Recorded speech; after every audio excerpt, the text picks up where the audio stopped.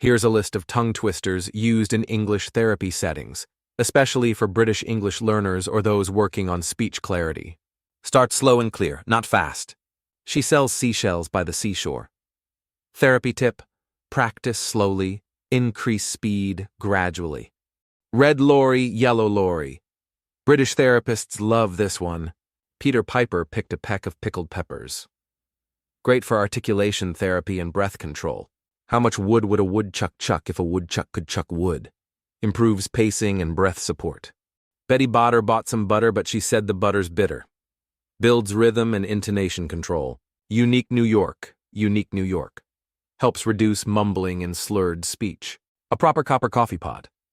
Good for clear consonant articulation. I scream, you scream, we all scream for ice cream. Works well with kids and ESL learners. 6 slippery snails slid slowly seaward. Encourages tongue, precision, and control.